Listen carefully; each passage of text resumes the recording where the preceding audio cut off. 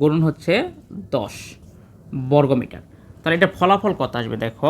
নমস্কার ওয়াদাব dear student, আজকে দেখো তোমাদের অষ্টম শ্রেণীর আমি 11 নম্বর প্রশ্ন নিয়ে তোমাদের সামনে এসেছি। আমি প্রতিদিন তোমাদের ধারাবাহিকভাবে এই অধ্যায়ের প্রশ্নগুলো সমাধান করে দিব। তোমরা অবশ্যই ভিডিওগুলো দেখবে এবং লাইক, কমেন্টস এবং শেয়ার করবে, ঠিক আছে? আর আমার অবশ্যই এই ফেসবুক পেজ ফলো করবে, অথবা আমার একটা নোটবুক চ্যানেল আছে, চ্যানেলটার নাম হচ্ছে notebook NOTE note BOOK notebook 208। এটা একটা চ্যানেল আছে আমার ইউটিউবে। এই চ্যানেলটা অবশ্যই সাবস্ক্রাইব করবে এবং প্লে লিস্ট থেকে তোমরা এই ভিডিওগুলো অবশ্যই দেখতে পারবে। যে আয়তাকার একটি ক্ষেত্রের ক্ষেত্রফল 10 একর এবং তার দৈর্ঘ্য প্রস্থের 4 গুণ, ক্ষেত্রটির দৈর্ঘ্য কত মিটার? এখন প্রশ্নের মধ্যে একটা আয়তাকার দেওয়া আছে, একটা আয়তাকার একটা ক্ষেত্র দেওয়া আছে। আমি একটা আয়তাকার অঙ্কন করি।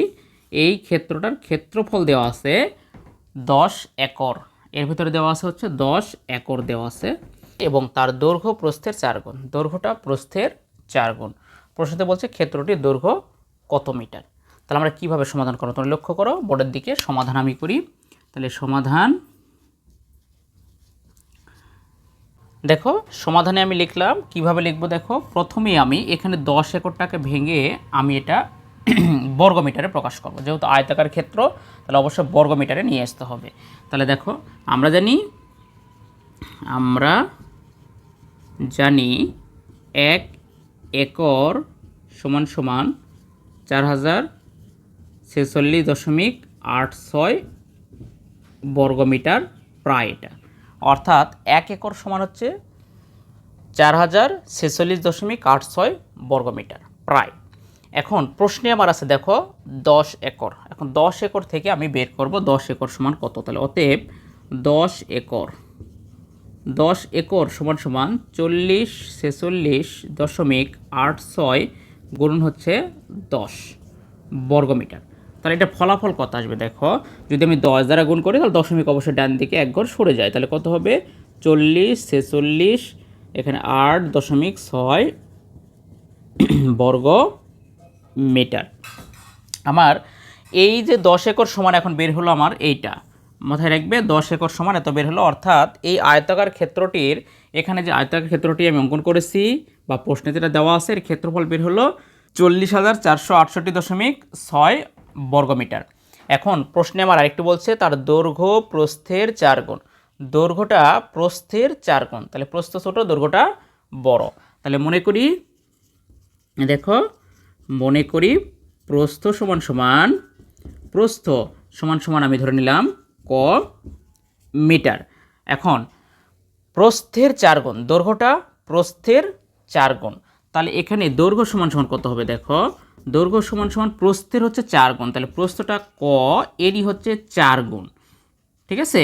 তাহলে ফলাফল আসবে হচ্ছে 4 ক মিটার।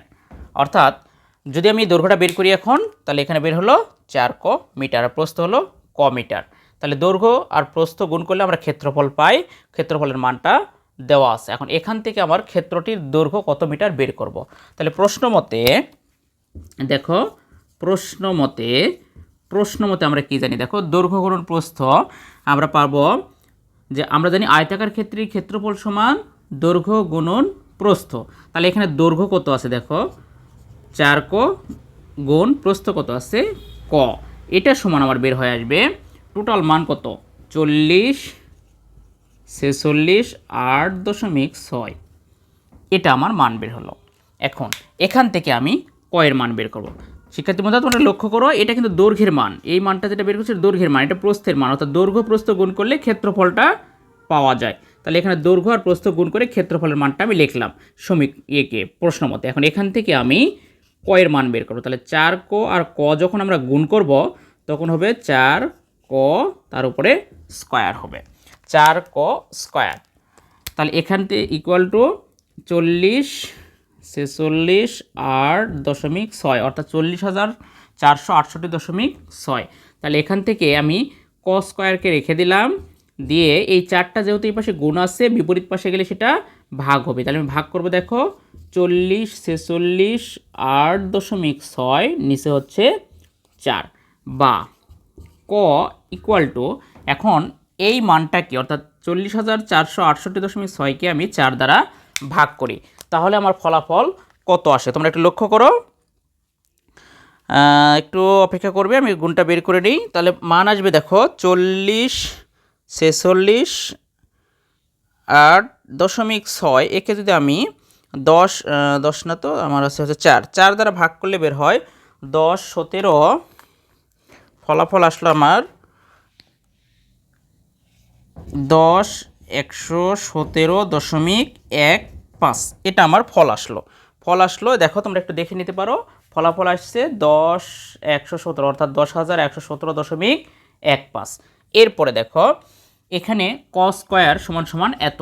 এখন এই cot স্কয়ার রয়েছে, স্কয়ারটা বিপরীত পাশে গেলে অবশ্যই এটা হয় রুট চিহ্ন হয়ে যায়। তাহলে আমি এখানে লিখতে পারি ক ইকুয়াল টু √10,117.15। এটাকে যদি আমি রুট করি তাহলে ফলাফল কত আসে তোমরা একটু লক্ষ্য করো। ফলাফল আসবে √10,117.15। ফলাফল আসলো 100.584। তাহলে এখানে ফলাফল আসলো, আমি একটু এই পাশে লিখি তোমরা একটু লক্ষ্য করো, এখানে লিখলাম অতএব ক ইকুয়াল টু, ফলাফল আসছে দেখো তোমরা একটু লক্ষ্য করো, ফলাফল আসছে 100.584। তাহলে 100.584 এটা প্রায় এটা আসছে, অর্থাৎ আরও কিছু রয়েছে, আমি 4 নিলাম প্রায়। এখানে কয়ের যে মানটা বের হলো, কটা হচ্ছে এখানে প্রস্থ কত দেখো ক মিটার। তাহলে এখানে যে ক বের হলো এটাই আমার হচ্ছে প্রস্থ। তাহলে অতএব প্রস্থ সমান যেহেতু ক মিটার, তাহলে ক এর মান বের হলো 100.584। তাহলে 100.584 মিটার, এটা মিটার বের হলো। আর দৈর্ঘ্য কত বের হবে দেখি, তাহলে দৈর্ঘ্য সমান 4 ক। তাহলে 4 এর সাথে গুণ করি, 4 গুণন 100.584 মিটার। তাহলে সমান কত বের হবে দেখি। তাহলে এটাকে যদি আমি 4 দ্বারা গুণ দেই তাহলে ফলাফল কত আসে, ফলাফল আসবে 4 গুণ 100.584। ফলাফল আসলো 402.336 মিটার। তো আমাদের দৈর্ঘ্য বের হলো 402.336 মিটার। আমার প্রশ্নে আমার চাইছে ক্ষেত্রটির দৈর্ঘ্য কত মিটার। তাহলে আমরা দৈর্ঘ্য পাইলাম, দেখো এখানে দৈর্ঘ্য পাইলাম হচ্ছে 402.336 মিটার। তাহলে উত্তর ক্ষেত্রটির